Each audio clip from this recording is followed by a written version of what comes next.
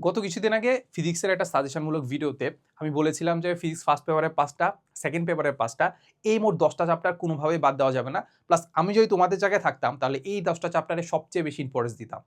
So এই ভিডিওর comment বক্সে তোমরা সবচেয়ে বেশি যে জিনিসটা চাইছিলা সেটা হচ্ছে ভাই ফিজিক্স তো দিলেন, এবার একটু কেমিস্ট্রি আর ম্যাথের জিনিসগুলো একটু আমাকে বলে দেন, ইভেন বায়োলজির কথাও বলছো আর কি, ঠিক আছে। সো এই যে আজকে আমরা আসলে ম্যাথ নিয়ে আলোচনা করবো, হায়ার ম্যাথের ফার্স্ট পেপার এবং সেকেন্ড পেপার থেকে আমি মোট 5টা তো সিলেক্ট করতে পারিনি, ছয়টা সিলেক্ট করছি, মোট 12টা। এই 12টা চ্যাপ্টার সবচেয়ে বেশি ইম্পর্টেন্স দিয়ে পড়তে হবে, প্লাস এই 6টা চ্যাপ্টার একদমই বাদ দেওয়া যাবে না, ঠিক আছে। সো ভিডিওটা শুরু করার আগে আমি কিছু কথা বলে রাখি যে গত ভিডিওতে মানুষজন আসলে এটাই করতেছিল যে এটা বেশি কনফিউশন ক্রিয়েট করতেছিল যে ভাই আপনি তো 5টা চ্যাপ্টার দিলেন, তাহলে এই 10টা 10টা চ্যাপ্টারের বাইরে কি চ্যাপ্টারগুলো পড়বো না? তো খুব সিম্পল কথা আমি ওই ভিডিওতে ক্লিয়ার করে বলছিলাম যে ব্যাপারটা হচ্ছে এইটা যে এই ভিডিওগুলো দেখে বা এই সাজেশনমূলক ভিডিও দেখে তোমরা আসলে কিভাবে লাভবান হইতে পারো। খুব সিম্পল কথা, তুমি যদি একদম খারাপ স্টুডেন্ট হয়ে থাকো যেখানে তোমার 50% সিলেবাস কমপ্লিট হয় নাই, তাহলে এখন তোমার কি করা উচিত? মানে বাঁচা মরা সিচুয়েশন, তাই না? এখন কোনো মতে পাস করতে হবে। সো কোনো মতে পাস করার জন্য এই যে 5টা চ্যাপ্টার ফিজিক্সের ক্ষেত্রে, আর ধরো ম্যাথের ক্ষেত্রে যদি চিন্তা করি, এই 6টা চ্যাপ্টার এর এই 6টা চ্যাপ্টার মোট 12টা চ্যাপ্টার প্রথমে সবার আগে শেষ করবা। প্রথমে কি করবা? সবার আগে শেষ করবা এইটা। তুমি যদি মিডিয়াম লেভেলের স্টুডেন্ট হয়ে থাকো, মিডিয়াম লেভেলের স্টুডেন্টরা কি করে বলতো, কিছু কয়েকটা মানে সব কিছু মোটামুটি পড়ে ফেলে, তাও কয়েকটা চ্যাপ্টার বাকি রাখে। সো ওই কথা যে তুমি তো সব পড়ছো ঠিক আছে, বাট কয়েকটা যে চ্যাপ্টার আছে না, ওই চ্যাপ্টার যেগুলো বাকি রাখতেছো ওইগুলো যাতে এই চ্যাপ্টারগুলো না হয়, এটা একটা জিনিস। আর যারা একদম ভালো স্টুডেন্ট, সবকিছু পড়ে ফেলছো, সবকিছু পারো, সবকিছু মোটামুটি ডান, তারা লাস্ট মোমেন্টে যখন রিভিশন দিতে যাবা তাহলে এই 6টা চ্যাপ্টার সবার আগে পড়বা, সবার আগে ইম্পর্টেন্স দিয়ে পড়বা। ব্যাপারটা বুঝতে পারছো? ওকে, সো ভিডিওটা এবার শুরু করা যাক। সো আমি বলে রাখি আরেকটা জিনিস, সেটা হচ্ছে আমি যখন এই চ্যাপ্টারগুলো সিলেক্ট করছি সবার ক্ষেত্রে প্রথম যে ক্রাইটেরিয়া আছে এই চ্যাপ্টারটা সহজ কিনা, এটা একটা। সেকেন্ডলি, আমি যদি তোমাদের জায়গায় থাকতাম তাহলে সবার আগে যেটা চিন্তা করতাম যে এইখানে চ্যাপ্টারটা কত বড়, এক নম্বর কত বড়, কত সহজে মুখস্থ করা যায়, প্লাস জিনিসগুলো কি মানে আদৌ আমার পরবর্তীতে কাজে লাগবে কিনা, ব্যাপারটা বুঝছো? ওকে, সো চলো আমরা ভিডিওটা শুরু করে দিই। সো প্রথমে যেটা হচ্ছে আমাদের মেট্রিক্স এবং কি বলতো, মেট্রিক্স এবং নির্ণায়ক, এই চ্যাপ্টারটা আমরা যখন আমরা ইন্টারমিডিয়েট শুরু করি তখন দেখতে পাওয়া যে প্রত্যেক ব্যাচে কিংবা প্রত্যেক অনলাইন কোর্সে দেখবা যে কি করবে, 1 মাস 1.5 মাস ধরে পড়ায় মেট্রিক্স নির্ণায়ক, কারণ এটা তো বেসিক, ঠিক না? তো বেসিক থেকে তো একটু ভালো করে পড়াইতে হবে। তো যখন এই চ্যাপ্টারটা তুমি এত ভালো করে পড়ছো তাহলে হোয়াই নট এটা ইউটিলাইজ করো। অবশ্যই এটা কি করতে হবে, আনসার করতে হবে। জানি অনেকে বলবো যে ভাই এটা তো অনেক বড়, এটা আনসার করতে একটু টাইম লাগে কিংবা মাঝখানে একটু ক্যালকুলেশন ভুল হইতে পারে। প্রবলেম হচ্ছে কি, মানে আমি যেটা বলবো তোমাকে, এইখানে তোমার যদি ধরো মাঝখানে ক্যালকুলেশন ভুলও যায়, তোমাকে কিন্তু পার্শিয়াল মার্কিং দিবে, প্লাস জিনিসগুলো একদমই সহজ, যেহেতু সহজ তোমার একটু টাইম লাগুক সমস্যা নাই, বাট অ্যাটলিস্ট ফুল মার্কস তো পাবা, অ্যাটলিস্ট কি ফুল মার্কস তো পাবা, ঠিক আছে? এই হচ্ছে কথা। তাহলে মেট্রিক্স নির্ণয় বাদ দেওয়া যাবে না, মেট্রিক্স নির্ণয় রাখতেই হবে। এরপর হচ্ছে আমাদের ভেক্টরটা কেন রাখছি? কারণ এটা ফিজিক্সেও পড়ছো, তাই তো? ফিজিক্সেও যেহেতু ভেক্টর পড়ছো, তাহলে আমাদের এইখানে ভেক্টর আর ফিজিক্সের ভেক্টর মধ্যে তফাৎ কতটুকু? খুব বেশি তফাৎ নাই। ভেক্টর এখানে আমাদের ম্যাথের ভেক্টরে একটু বেশি জিনিস আছে, কয়েকটা ম্যাথ বেশি আছে।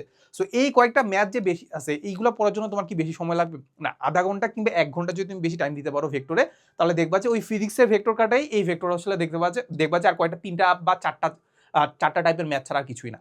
বুঝছো ব্যাপারটা? ওকে, সো ভেক্টর অবশ্যই রাখতে হবে, ভেক্টর থেকে কিন্তু কোশ্চেন আসে। এরপর হচ্ছে আমাদের সরল রেখা। আমরা প্রথম দিকে যেটা বললাম যে ম্যাট্রিক্সের সাথে আমরা সরল রেখাও কিন্তু অনেক বেশি পড়ি, সরল রেখাও কি অনেক বেশি পড়ি। সরল রেখার ক্ষেত্রে আমাদের ম্যাথমেটিক্যাল জিনিসপাতি অনেক বেশি থাকলেও জিনিসগুলো আসলে আমাদের বুঝতে খুব বেশি একটা কঠিন হয় না, সহজই হয়। সো এই জন্য আমরা কি করবো, আমাদের সরলরেখার ক্ষেত্রে আমাদের 9-10 এর কনসেপ্টও আছে। সো সরলরেখাটা আমরা একদম পড়ে ফেলবো, সরলরেখাটা মাস্ট পড়তে হবে, ঠিক আছে? সরলরেখা থেকে একটা সিকিউ তো অবশ্যই আসবে, প্লাস এমসিকিউ আসবে, তাহলে সরলরেখা কি করবো, বাদ দেওয়া যাবে না। এরপর হচ্ছে আমাদের বৃত্ত, খুব একটা বড় চ্যাপ্টার না, খুবই ছোট একটা চ্যাপ্টার, প্লাস এখানে সূত্র অনেক কম। এই জন্য আমি যদি থাকতাম তাহলে আমি বৃত্তটা একদম পড়ে ফেলতাম, ঠিক আছে? এরপর হচ্ছে আমাদের সংযুক্ত কোণের ত্রিকোণমিতিক অনুপাত, যেটা চ্যাপ্টার 7 এর ক্ষেত্রে আমি জানি চ্যাপ্টারটা অনেক বড়, বাট ফ্যাক্ট হচ্ছে কি এই চ্যাপ্টারটা যেহেতু অনেক বড়, এখান থেকে আসলে কোশ্চেন আসার সম্ভাবনা অনেক বেশি, প্লাস এইটা তোমার আসলে আমাদের ত্রিকোণমিতিটা তোমার ইন্টিগ্রেশন, ডিফারেন্সিয়েশন, এগুলো তো কিন্তু কাজে লাগবে। ইভেন পরবর্তী যে সেকেন্ড পেপারে যে চ্যাপ্টারগুলো আছে যেমন বিপরীত ত্রিকোণমিতি, এটাতেও কিন্তু তোমার কাজে লাগবে। সো এই চ্যাপ্টারটা কিন্তু মাস্ট পড়তে হবে। ধরো সাপোজ তুমি এই চ্যাপ্টারটা পড়ে গেলা না, তারপরে তুমি পার পেয়ে গেলা, কিন্তু তোমার অ্যাডমিশন তো আছে। সো আমি এই চ্যাপ্টারটা কোনোভাবে তোমাকে স্কিপ করতে মানে বলবো না, ঠিক আছে? এটা অবশ্যই পড়তে হবে। কি করতে হবে? এটা অবশ্যই পড়তে হবে। এটার সাথে যদি তোমার সময় থাকে তাহলে চ্যাপ্টার 6 যেটা আছে ওইটার জিনিসটা একটু দেখে ফেলো আর কি। চ্যাপ্টার 6 এর জিনিসপাতিগুলো কিন্তু তুমি 9-10 পড়ে আসছো। সো যেহেতু 9-10 পড়ে আসছো, তাহলে 6 চ্যাপ্টারটা কিন্তু পড়তে তোমার খুব একটা খারাপ লাগার কথা না, ভালোই লাগবে। প্লাস এইখান থেকে কিন্তু ম্যাথ মাঝে মাঝে ঘতে চলে আসতে পারে। ওকে, আচ্ছা। এরপর হচ্ছে সবার লাস্টে, সেটা হচ্ছে আমাদের অন্তরীকরণ। আমাদের ক্যালকুলাসের মধ্যে দুইটা চ্যাপ্টার আছে, একটা হচ্ছে আমাদের অন্তরীকরণ আর একটা হচ্ছে আমাদের মানে ডিফারেন্সিয়েশন আর একটা হচ্ছে আমাদের কি বলতো ইন্টিগ্রেশনটা একটু কঠিন, টু বি অনেস্ট ইন্টিগ্রেশনটা অনেক বড়, প্লাস এখানে অনেক জিনিস মুখস্থ করতে হয়। অনেক জিনিস মুখস্থ বলতে কি একটা সূত্র মুখস্থ করতে হয়, এর পাশাপাশি দেখা যাচ্ছে কোনো একটা ম্যাথকে কিভাবে করতে হয় এটার জন্য প্রসেসও মুখস্থ করতে হয়, অন্য প্রসেসে করলে এটা মিলে না। ব্যাপারটা বুঝতে পারছো? তুমি চাইলে ইন্টিগ্রেশন স্কিপ করতে পারো, কিন্তু ইন্টিগ্রেশন থেকে অবশ্যই ম্যাথ আসবে, বাট একটা যদি চ্যাপ্টার সিলেক্ট করতে হয় তাহলে অবশ্যই অন্তরীকরণের ক্ষেত্রেও চ্যাপ্টারটা বড়, বাট ফ্যাক্ট হচ্ছে কি এখানে আসলে জিনিসগুলো টাইপগুলো সেম, বেশিরভাগ দেখবা যে টাইপগুলো সেম পড়তেছে। ইভেন তুমি দেখবা যে এখানে কিছু কিছু দেখা যাচ্ছে যে একদম মানে ব্রড ওয়েতে প্রমাণ করতে হয়, প্লাস কিছু কিছু দেখা যাচ্ছে যে আসলে ডিডিএক্স করলেই হয়ে যাচ্ছে আনসারটা। সো ওইরকম ভাবে তুমি একটু টাইপ ওয়াইজ ভাগ করার চেষ্টা করবা যে অন্তরীকরণটা আসলে কিভাবে টাইপ ওয়াইজ ভাগ করা যায় আর কি, ঠিক আছে? বাট ফ্যাক্ট হচ্ছে কি ইন্টিগ্রেশন থেকে ডিফারেন্সিয়েশনটা সহজ, তাহলে এখান থেকে যদি ম্যাথ আসবেই তাহলে এই চ্যাপ্টারটা তুমি মাস্ট পড়তে হবে, ঠিক আছে? এই হচ্ছে কথা। এরপরে চলে গেলাম আমরা সেকেন্ড পেপারের ক্ষেত্রে মাস্ট একটা চ্যাপ্টার হচ্ছে জটিল সংখ্যা। প্রথম যে চ্যাপ্টার যেটা আছে সেটা হচ্ছে আমাদের বাস্তব সংখ্যা এবং অসমতা। এই চ্যাপ্টারটা আসলে খুব বেশি একটা ইম্পর্টেন্ট না, এটা চাইলে তোমরা স্কিপ করতে পারো, বাট ফ্যাক্ট হচ্ছে কি এটা কিন্তু পড়া সহজ। সো আমি যদি তোমাকে বলি যে এখান থেকে অন্য একটা চ্যাপ্টার পড়তে, তাহলে সেটা কি বলতো, সেটা হচ্ছে আমাদের বাস্তব সংখ্যা। কারণ বাস্তব সংখ্যা বা অসমতা এইটা থেকে কি আসবে জানো, এটা থেকে শিওর একটা এমসিকিউ আসবেই, একটা কি আসবে বলতো, এমসিকিউ আসবেই, প্লাস সিকিউতে তোমার আসলে ছোটখাটো কোয়েশ্চেন চলে আসতে পারে। সো যদি কোনো একটা চ্যাপ্টার পড়তে হয় মানে এইগুলোর বাইরে যদি কোনো একটা চ্যাপ্টার পড়তে সেকেন্ড পেপারের ক্ষেত্রে, আমি তোমাকে বলবো বাস্তব সংখ্যা এবং অসমতা যেটা আছে এই চ্যাপ্টারটা একটু পড়ে রাখো, খুব বেশি একটা টাইম লাগবে না, আধা ঘন্টা কিংবা 1 ঘন্টা টাইম দিবা তাহলে হয়ে যাচ্ছে, ঠিক আছে? ওকে, এরপর যেটা বলবো সেটা হচ্ছে আমাদের জটিল সংখ্যা। খুবই ইম্পর্টেন্ট একটা চ্যাপ্টার, বাট কতটুকু বলো তো, ছোট্ট একটা চ্যাপ্টার, এখানে জাস্ট কয়েকটা টাইপ পড়বা তাহলে কিন্তু হয়ে যাচ্ছে, আর তেমন কিছু লাগতেছে না। বাট জটিল সংখ্যার ক্ষেত্রে আমরা যেটা বলবো সেটা হচ্ছে এখানে অবশ্যই সিকিউ আসবে, অবশ্যই একটা এমসিকিউ আসবে। ছোট একটা চ্যাপ্টার, খুবই ইম্পর্টেন্ট চ্যাপ্টার, তাহলে এটা কি বাদ দেওয়া যাবে? অবশ্যই বাদ দেওয়া যাবে না, ঠিক আছে? এর মাঝখানে একটা জিনিস তোমাদেরকে বলে রাখি, সো কমেন্টের ডিসক্রিপশনে একটা দেওয়া আছে কি বলতো, লিঙ্ক। সো লিঙ্কে গেলে দেখবা যে আমাদের ক্যাস্টন রিভিশন প্রোগ্রামে আমাদের এই চ্যাপ্টারগুলোতেই বেশি ইম্পর্টেন্স দেওয়া আছে, এন্ড এই চ্যাপ্টারগুলো যদি তুমি ক্লাসগুলো করো তাহলে বুঝতে পারবা যে কতটা কম্প্যাক্ট ওয়েতে তোমাকে জিনিসগুলো একদম বুঝাই দেওয়া আছে। সো একটু কমেন্ট বা ডিসক্রিপশন বক্সে একটু চেক করে এখানে ডেমো ক্লাসগুলো একটু দেখো। ডেমো ক্লাস দেখে যদি তোমার মনে হয় যে না তুমি আসলে এটা কিনতে পারো, তাহলে আমার কাছে মনে হয় যে এটা একটা মাস্ট রিকমেন্ডেড কোর্স, ঠিক আছে? ওকে, সো যাই হোক, আমরা একটু ব্যাক করি। এরপরে আছে আমাদের হচ্ছে দ্বিপদীর ক্ষেত্রেও সেম টাইপ, দ্বিপদীও আমাদের সেম, খুব বেশি একটা বড় চ্যাপ্টার না, এন্ড এইখান থেকেও জিনিসগুলো আসলে খুব বেশি একটা পেঁচানোর সম্ভাবনা নাই। বহুপদী থেকে আমাদের পেঁচানো খুব একটা সম্ভাবনা নাই। এরপর আমরা বহুপদীর পরে যদি আমরা চিন্তা করি যে দ্বিপদী বিস্তৃতি, অনেকের কাছে দ্বিপদী বিস্তৃতি একটু কঠিন লাগতে পারে, সো এই জন্য আসলে আমি দ্বিপদী বিস্তৃতি একটু বাদ দিলাম আর কি। সো এরপর হচ্ছে আমাদের বিপরীত ত্রিকোণমিতি। যেহেতু আমি এখানে ত্রিকোণমিতি পড়তেছি, ত্রিকোণমিতির সাথে আমাদের এই যে অন্তরীকরণের পাঠটুকু চলে আসতেছে, ঠিক আছে? সো এই সব কিছুর ক্ষেত্রে আমাদের ত্রিকোণমিতি লাগতেছে। সো যেহেতু এই সব কিছুর মাঝখানে ত্রিকোণমিতি লাগতেছে, তাহলে আমি বিপরীত ত্রিকোণমিতি কিন্তু একদমই স্কিপ করতে পারবো না, ঠিক আছে? সো বিপরীত ত্রিকোণমিতি স্কিপ করা যাবে না, প্লাস এই জিনিসগুলো কিন্তু পরবর্তীতে আমার কাজে লাগবে, তাহলে আমি বিপরীত ত্রিকোণমিতি অবশ্যই পড়ে ফেলবো, ঠিক আছে? ওকে, এরপরে যেটা হচ্ছে আমাদের কণিকের ক্ষেত্রে আমরা যেটা দেখছি যে আমাদের কয়েকটা চ্যাপ্টার, মানে চ্যাপ্টারটা একটু বড় হলেও বা সূত্র অ্যাপ্লাই করলে কিন্তু আমাদের আনসারগুলো বের হয়ে যায়। সো খুব সিম্পলি আমরা কণিকের ক্ষেত্রে জাস্ট কয়টা সূত্র মুখস্থ করবো, কয়টা টাইপের আন্ডারে ফলে যান, উপবৃত্ত আছে, পরাবৃত্ত আছে, এই পরাবৃত্তগুলো সুন্দর করে যদি একটা চার্ট তৈরি করতে পারি, চার্টের আন্ডারে যে কোনটার ক্ষেত্রে কোন সূত্র অ্যাপ্লাই করবো এগুলো যদি আমরা করে ফেলতে পারি, তাহলে আমার কাছে মনে হয় না যে কণিক আনসার করতে না, এটলিস্ট তোমার রিভিশন দিতে কিংবা পড়তে তোমার খুব বেশি একটা সময় লাগার কথা, ঠিক আছে? ওকে, এরপর হচ্ছে আমাদের গতিবিদ্যাকে কেন রাখলাম বলতো, গতিবিদ্যা চ্যাপ্টারটা আসলে মানে আমাদের নর্মাল যে আমরা ফিজিক্সে যে গতিবিদ্যা পড়ি ওইটার থেকে একটু কঠিন, টু বি অনেস্ট এটার থেকে অনেকটাই কঠিন হচ্ছে আমাদের গতিবিদ্যা, ম্যাথের গতিবিদ্যা।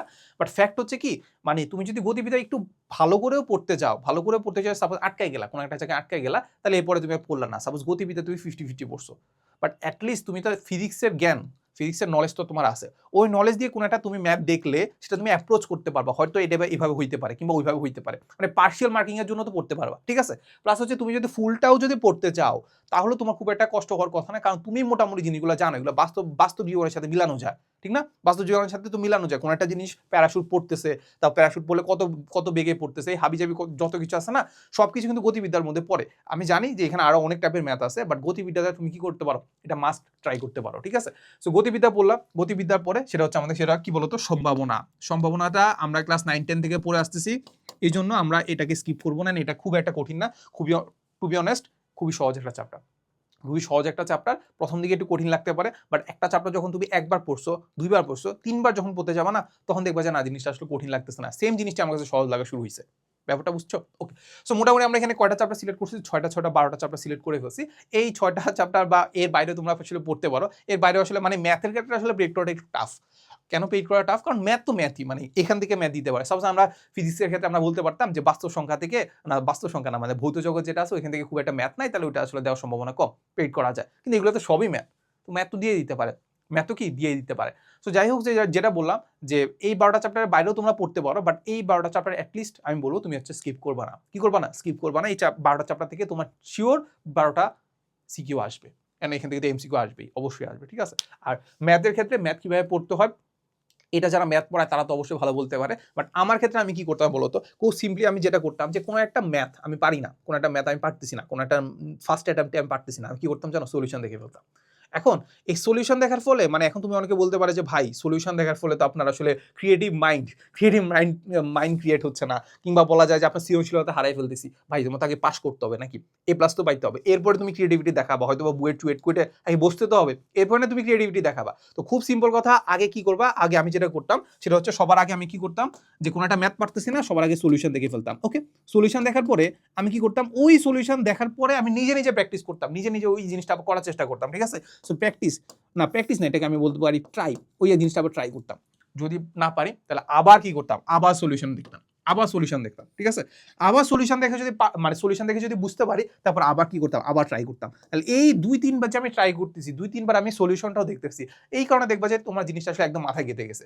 সত্য কথা, এই যত কিছু বলি না কেন, যত তোমার আসলে ক্রিয়েটিভিটি থাকুক না কেন, এই অনেক কিছু দেখবা যে ম্যাথের ক্ষেত্রে তোমার প্রসেস মুখস্থ করতে হচ্ছে, মুখস্থ করতে হচ্ছে। কারণ পরীক্ষার হলে দেখবা তুমি ভাবতেছো যে না আমি তো প্রসেস মুখস্থ করবো না, আমি একদম বুঝে বুঝে ম্যাথ সলভ করতে যাবো, বাট তুমি বুয়েটে ভর্তি পরীক্ষা দিতে যাবা, কতটুকু স্পেস পাওয়া বলো তো? 4 আঙ্গুল বা 5 আঙ্গুল, হাইস্ট গেলে 5 আঙ্গুল। 4 আঙ্গুল যদি তুমি স্পেস পাও, তাহলে এটার মাঝখানে তুমি ফুল আনসার করে মানে একদম বুঝে বুঝে করার মতো টাইম আছে না? এখানে তোমার অনেক কিছু শর্টকাট অ্যাপ্লাই করতে হবে, প্লাস তুমি যে এই যে বারবার যে প্র্যাকটিস করতেছো না, এই বারবার প্র্যাকটিসের কারণে তুমি দেখবা যে মনের অজান্তে দেখবা অনেকগুলো লাইন স্কিপ করতে পারতেছো। যে মনের অজান্তে যখন অনেকগুলো লাইন স্কিপ করতে পারতেছো, তখনই দেখবা যে তুমি 4 আঙ্গুলের মধ্যে আনসার করতে পারতেছো। তুমি জাস্ট সিম্পলি, আমি নর্ডেম কলেজের কথা বলি, নর্ডেম কলেজে আমরা কি করতাম বলতো, আমরা সিম্পলি আমরা বেশিরভাগ কোশ্চেন আমরা মুখস্থ করে যাইতাম। কারণ কি বলতো, কুইজে আমাদের কি আসতো জানো, কুইজে আমাদের 30 মিনিট টাইম দিত।